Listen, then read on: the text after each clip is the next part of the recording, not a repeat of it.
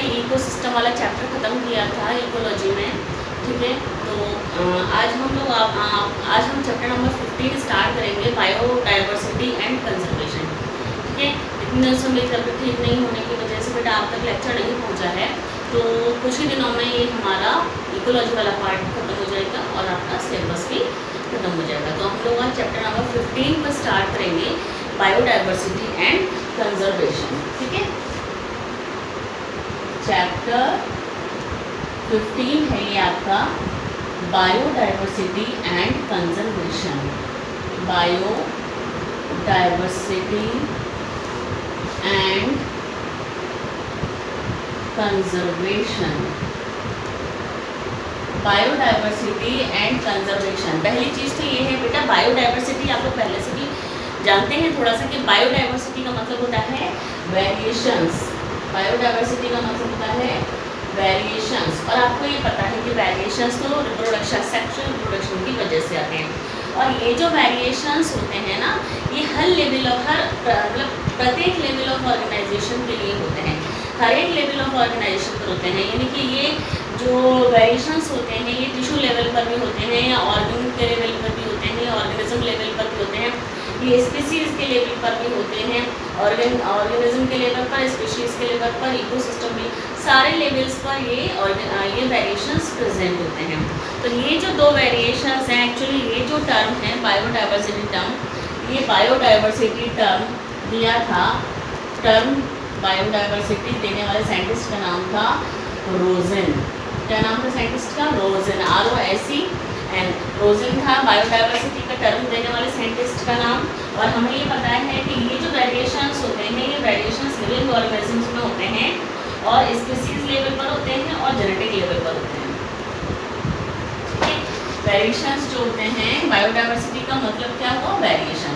और ये जो वेरिएशंस होते हैं ये स्पीसीज लेवल पर होते हैं, स्पीशीज़ के लेवल पर भी होते हैं, एंड जेनेटिक लेवल पर भी होते हैं,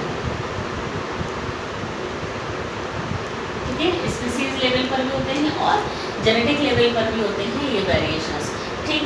तो हम लोगों को यहाँ पर बायोडाइवर्सिटी के बारे में पढ़ना है बेटा।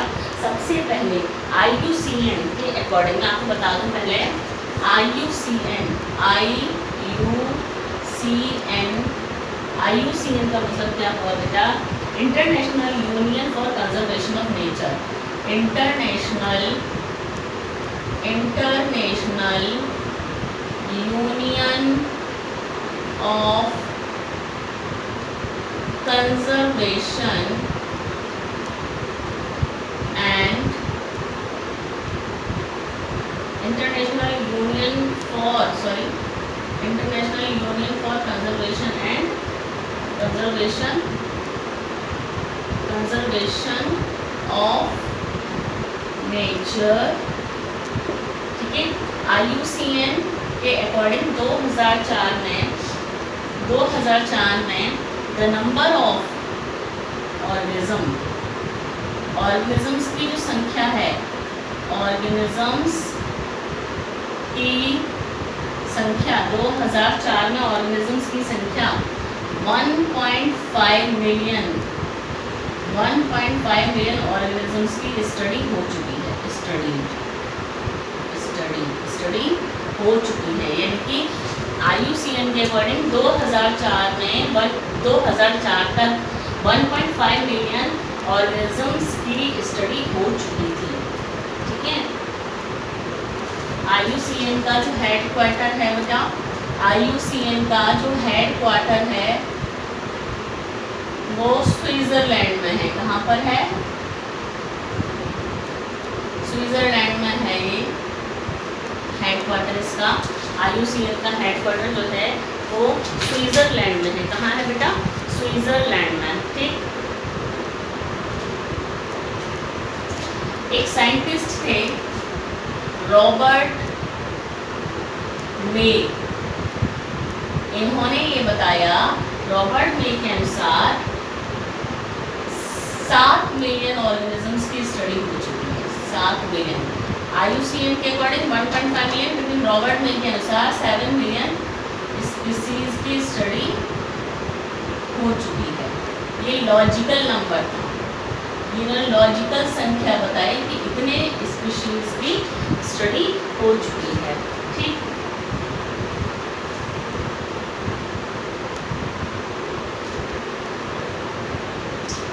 अब IUCN में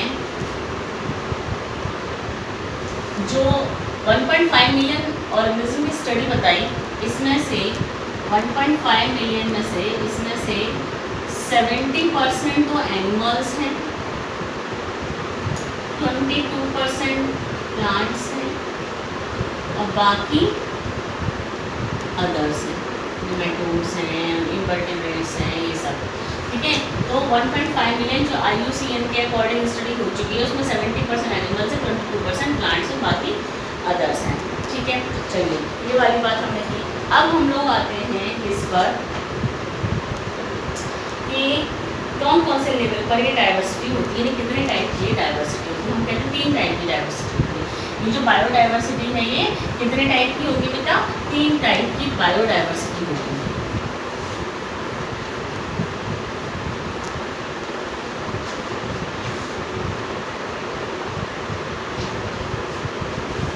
तीन प्रकार की बायो डाइवर्सिटी होगी। पहली species biodiversity, species diversity.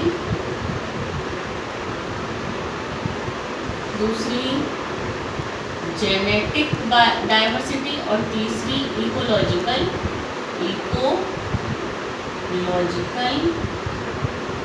Diversity. Species diversity, genetic diversity और इकोलॉजिकल डाइवर्सिटी। जो जेनेटिक डाइवर्सिटी है उसको अल्फा डाइवर्सिटी बोलते हैं। ये अल्फा डाइवर्सिटी बोली जाती है। जेनेटिक डाइवर्सिटी को क्या बोलते हैं? अल्फा डाइवर्सिटी बोलते हैं। स्पीशीज को बीटा बोलते हैं, स्पीशीज को बीटा डाइवर्सिटी बोलते हैं और इकोलॉजिकल को गामा डाइवर्सिटी बोलते हैं।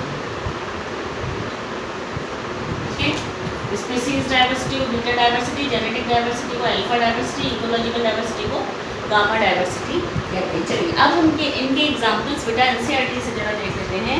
पेज नंबर आपका ये पेज नंबर है 258 पर ये चैप्टर स्टार्ट हुआ है आपका। 258 पर ये चैप्टर स्टार्ट हुआ है बेटा, बायोडाइवर्सिटी एंड कंजर्वेशन। चलिए तो यहाँ पर 259 पर ये स्पीशीज डाइवर्सिटीज दी हुई हैं। देखिए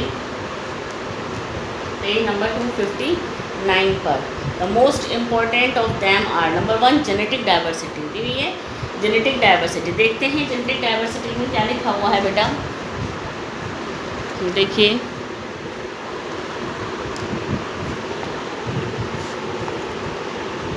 genetic diversity, a single species might show high diversity at the genetic level over its distributional range।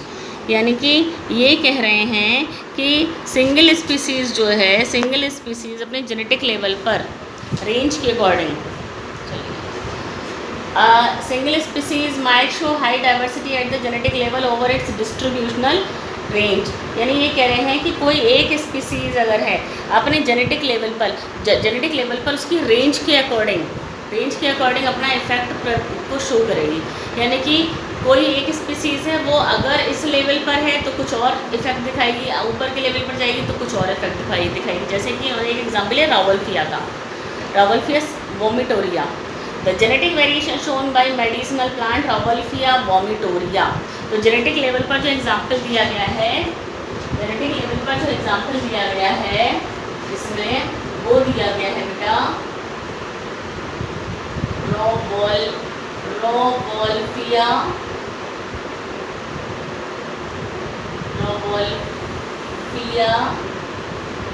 वोमिटेरिया।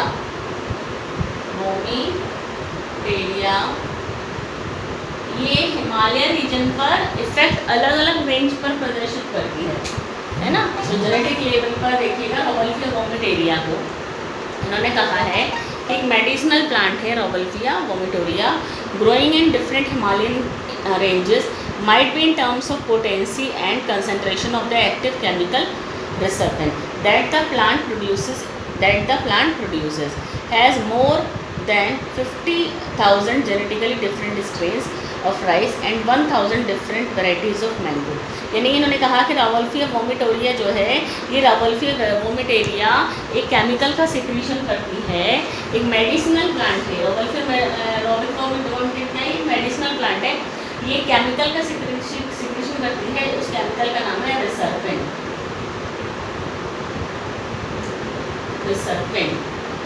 तो ये रिसर्पिन केमिकल जो है रावोल्फिया वोमिटेरिया सिक्रीट करती है, तो अलग अलग रेंज पर, यानी कि नीचे की रेंज पर होगा, ऊंचाई पर होगा तो कम सिक्रीशन होगा रिसर्पिन का, जैसे जैसे ऊपर पहुंचता जाएगा रिसर्पिन का ज़्यादा सिक्रीशन होगा। तो आप देख रहे हैं कि ज़्यादा सिक्रीशन हो रहा है, यानी कि जेनेटिक लेवल पर भी इसमें अलग अलग इफेक्ट दिखाई दे रहे हैं। ठीक है, बाद में देखा India has more than 50,000 genetically different strains of rice. India के अंदर ही 50,000 जेनेटिकली डिफरेंट राइस के, चावल के 50,000 स्ट्रेन्स बनाए जा चुके हैं और 1,000 वैरायटी ऑफ मैंगो, 1,000 वैरायटी है मैंगो की। मैंगो की बहुत सारी वैरायटीज़ तो आप जानते भी नहीं होंगे, मैंने पहले ही बताया, जो कि हमारे इंडिया से बाहर भेज दी जाती है, बाहर के देशों में भेज दी जाती हैं। ठीक है, तो जेनेटिक डाइवर्सिटी में आपको रावोल्फिया का एग्जाम्पल याद रखना है और ये याद रखना है 1,000 वैरायटी मैंगो की हैं और राइस की 50,000 जेनेटिकल वेरिएशन बनाए जा चुके हैं। दूसरा हम आते हैं स्पीसीज डाइवर्सिटी पर। The diversity at the species level, for example the Western Ghats have a greater amphibian species diversity than the Eastern Ghat. तो स्पीसीज लेवल पर आपको याद रखना है, स्पीसीज डाइवर्सिटी में याद रखना है आपको, वेस्टर्न घाट जो हैं, वेस्टर्न घाट पर एम्फीबिया की स्पीसीज सबसे ज़्यादा हैं, ईस्टर्न घाट से ज़्यादा हैं। वेस्टर्न घाट पर एम्फीबियन स्पीसीज ज़्यादा हैं, ईस्टर्न घाट पर कम हैं।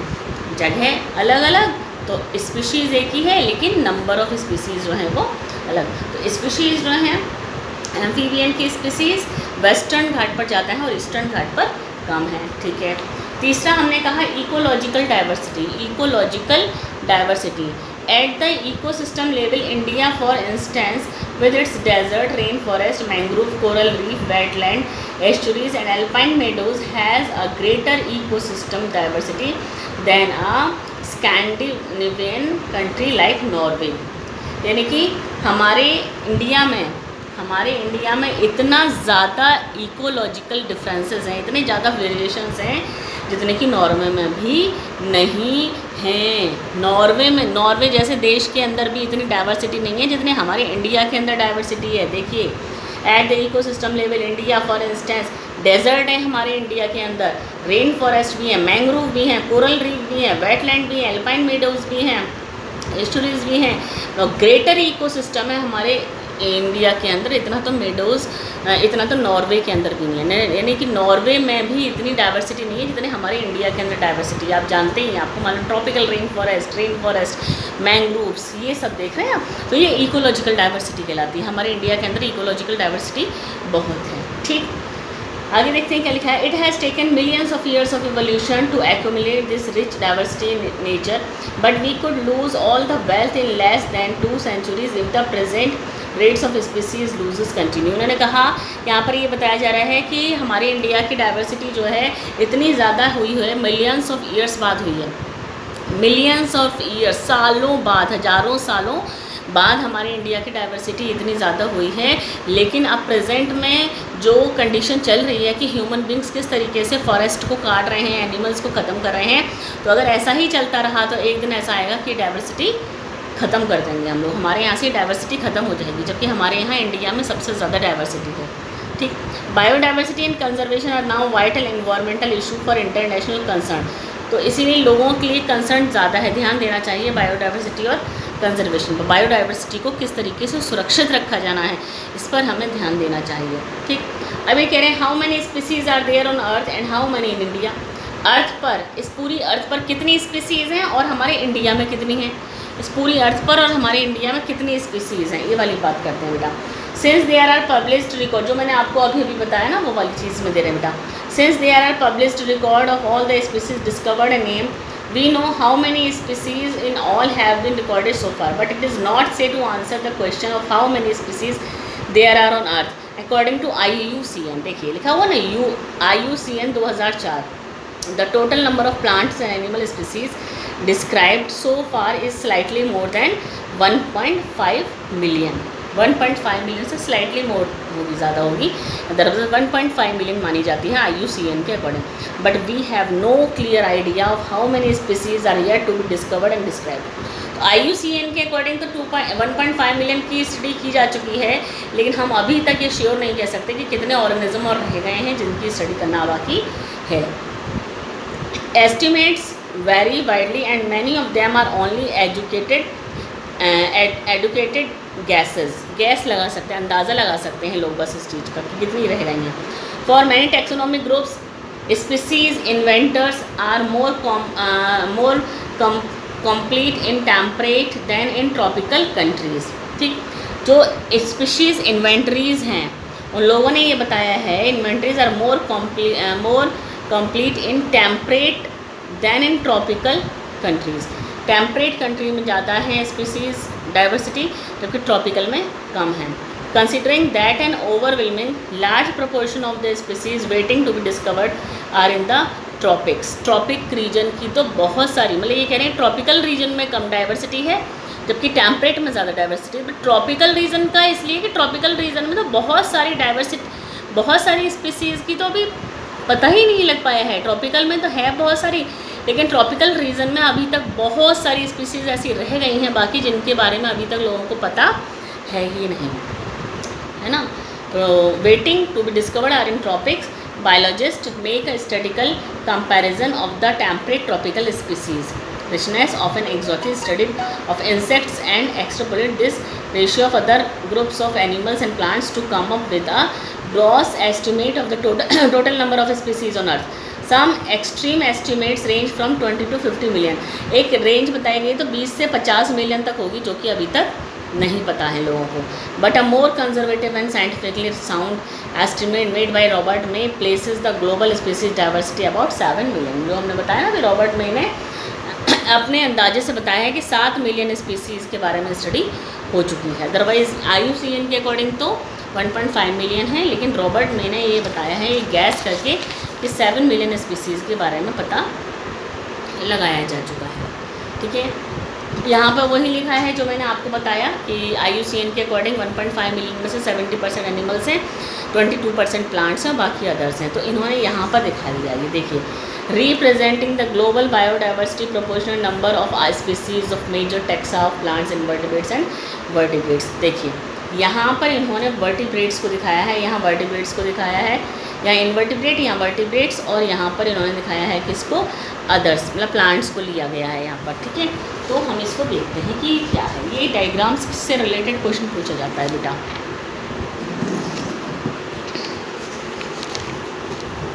इस वाले डायग्राम में देखिए, ये इन्वर्टिब्रेट्स का है। आप देख रहे हैं ये पूरे सर्कल में सबसे बड़ा हिस्सा किसका दिखाई दे रहा है? सबसे बड़ा हिस्सा ये है, ये वाला, जिसमें आपको इंसेक्ट दिखाई दे रहे हैं, सबसे बड़ा हिस्सा। यानी कि अगर हम लोग बात करते हैं 1.5 मिलियन स्पीसीज़ की, तो उसमें सबसे बड़ा हिस्सा है इन्वर्टिब्रेट्स का, देखिए। और ये वाले हिस्से में, मतलब इतना हिस्सा आपको दिखाई दे रहा है, लगभग ये हो गया 80% मान लेते हैं, है ना। तो इस 80% में मतलब एनिमल्स 1.5 मिलियन में 70% जो एनिमल्स हैं, उन 70% का भी इतना हिस्सा आप मान लीजिए इंसेक्ट का इतना हिस्सा जो बचा, बाकी का जो बचा लगभग 20%, उसमें मोलस्का, क्रस्टेशियन सबसे कम है, मोलस उससे ज़्यादा हैं, और अदर एनिमल ग्रुप्स जिनके बारे में नहीं पता है वो उससे ज़्यादा हैं। ये वाला जो दिखाया है ये वर्टिब्रेट्स का है। वर्टिब्रेट्स के अंदर अगर हम देखेंगे तो 50% हिस्से में फिश हैं, देखिए 50% में, देख रहे हैं ना आप, आधे हिस्से में फ़िश हैं। तो 50% हिस्से में फ़िश आती हैं, ठीक है। और लगभग 25% में, ये 50% हो गया तो ये 25 हो गया, 25% में, लगभग 25% में बर्ड्स आ रही हैं और मैमल्स आ रहे हैं, बर्ड्स और मैमल्स, बर्ड्स ज़्यादा हैं और मैमल्स कम है। बाकी की 25% में बराबर लगभग बराबर रेप्टाइल्स और एम्फीबियंस हैं, ठीक है। इससे रिलेटेड ऐसे ही क्वेश्चन पूछे जाते हैं बेटा, ये डायग्राम बेस पर क्वेश्चन आता है। अब आते हैं 22% प्लांट्स में, तो हमने कहा 22% प्लांट्स हैं बस, तो 22% प्लांट्स में आप देखिए ये यहाँ पर लगभग आधा आधा पार्ट मान लीजिए, जिसमें कि एंजियोस्पर्म्स आपको सबसे ज़्यादा दिखाई दे रहे हैं यहाँ पर, और उसके बाद फंजाई दिखाई दे रहे हैं। फंजाई और एंजियोस्पर्म्स ही ज़्यादा हैं। एल्गी आप देखिए रेड वाला कलर दिखाया, कितने कम है। लाइकेंस तो बहुत ही ज़्यादा कम है, और फर्न भी कम है, फर्न भी कम है बेटा, ठीक है। तो ये हमें ऐसे ये पता लग रहा है कितने परसेंट है, 22% में से 22% का लगभग 70% पार्ट एंजियोस्पर्म का हो गया, ठीक है, ठीक बेटा। तो ये सब इसमें डायग्राम के थ्रू बताया गया है बेटा। जैसे कि ऊपर देखिए लिखा हुआ है, मोर देन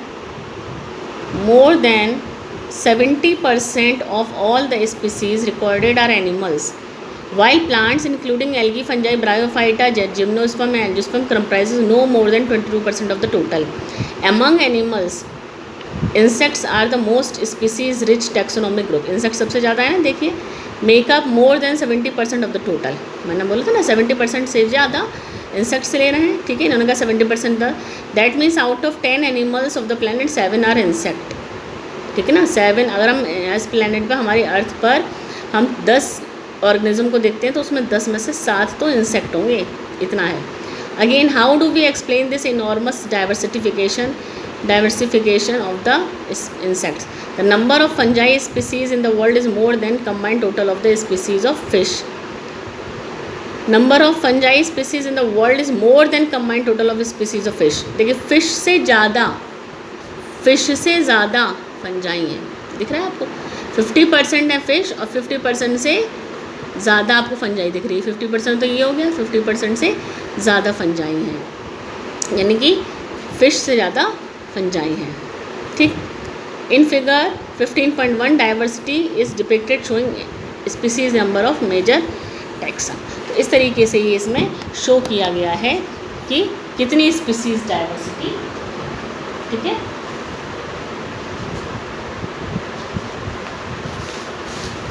ठीक है, चलिए यहाँ देखते हैं कि क्या लिखा हुआ है।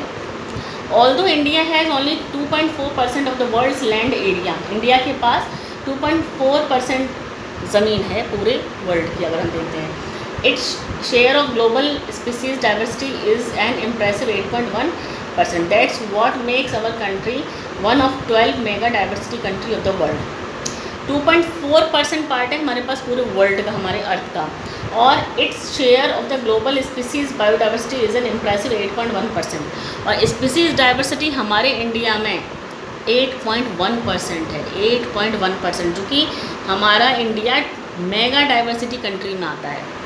12 मेगा डाइवर्सिटी कंट्री हैं, 12 मेगा डाइवर्सिटी कंट्री हैं, उनमें से हमारा इंडिया भी एक है, ठीक है। That's what makes our country one of the 12 mega diversity countries of the world.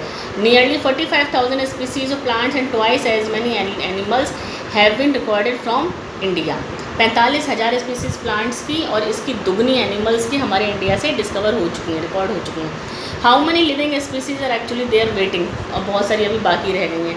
जैसे मैंने आपको बताया, इफ़ वी एक्सेप्ट मेज ग्लोबल एस्टीमेट, यानी मेज ने बताया था, मेज अवेलेबल का रॉबर्ट मे ने 7 मिलियन बताया, 7 मिलियन की स्टडी हो चुकी है। तो उन्होंने कहा अगर हम मे की बात को मानते हैं, रॉबर्ट मे की बात को मानते हैं, तो उसमें से 22% टोटल स्पीसीज़ का हमारे यहाँ रिकॉर्ड हो चुका है। Applying this proportion India diversity figure, we estimate that there are probably more than 1 lakh plant species and more than 3 lakh animal species. तो मे के अकॉर्डिंग तो 1 लाख प्लांट स्पीसीज हैं और 3 लाख एनिमल स्पीसीज को स्टडी किया जा चुका है।